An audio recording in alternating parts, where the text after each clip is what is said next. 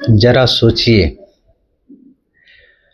कि आपको अगर पूरी दुनिया बेकार समझे तो क्या आप सचमुच में बेकार हैं। इस कहानी को बीच में मत छोड़िएगा, पूरा सुनिए, क्योंकि इस कहानी में आपका भी जिक्र है। आप ही की कहानी है। एक छोटे से गांव में राघव नाम का लड़का रहता था। पढ़ाई करता था, पढ़ाई में औसत, जेब खाली। लोग उसका मजाक उड़ाते थे। राह चलते लोग कहते कि निकम्मा है। कोई कहता कि दूसरे के भरोसे खा रहा है, पी रहा है। राघव इन सब बातों को सुन सुन करके बहुत चिंतित था।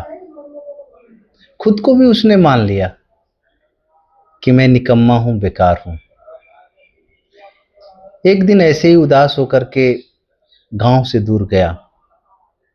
एक बुढ़ा बैठा था। बूढ़े बाबा से पूछा उसने कि क्या बाबा मैं सचमुच में बहुत बेकार हूं। बूढ़ा बाबा मुस्कुराया, कुछ जवाब नहीं दिया। उसने अपने पॉकेट से एक पत्थर निकाल करके दिया। बोला बेटा इसको ले जाओ मार्केट में और इसकी कीमत पूछो। राघव चल दिया मार्केट। सर्वप्रथम उसने सब्जी वाले के यहाँ ले गया और उस पत्थर की कीमत 2 केजी आलू। सब्जी वाले ने 2 केजी आलू बोला कि मिल सकता है। फिर राघव आगे बढ़ा, फल वाले के पास गया। फल वाला ने बोला ये पत्थर का क्या, धूल पड़ा हुआ पत्थर था। बोला 50 रुपये। राघव बहुत सोचा।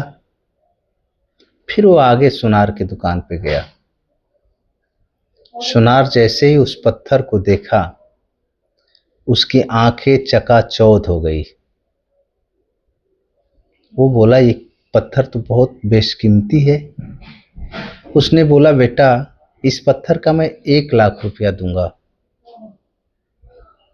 राघव वहां से वापस आ गया। वापस आने के बाद बाबा के हाथ में पत्थर दिया और पूरी कहानी बताया।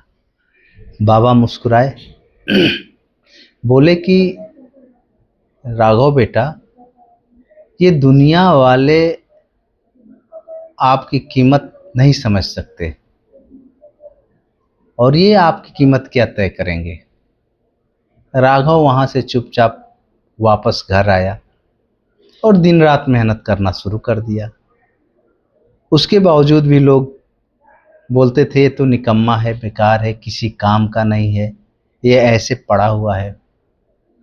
राघव सबकी बातें सुनता, दिन रात मेहनत करता, सुबह शाम मेहनत करता। एक दिन वही राघव बड़ा इंसान, बड़ा बिजनेसमैन बन गया। फिर वही लोग लगे बोलने कि मैं कहता था कि एक दिन राघव बड़ा आदमी बनेगा। राघव जब इन सब बातों को सुनता था तो गर्दन नीचे करके मुस्कुराते चल देता था। उनको ये बात समझ में आती थी राघव को कि यही वो लोग हैं जो मुझे मरने के लिए प्रेरित करते थे कि मैं निकम्मा हूं। तो ये बात सच है कि सोने की कीमत और हीरे की पहचान जौहरी ही कर सकता है, जौहरी ही कीमत बता सकता है। दुनिया क्या बताएगी।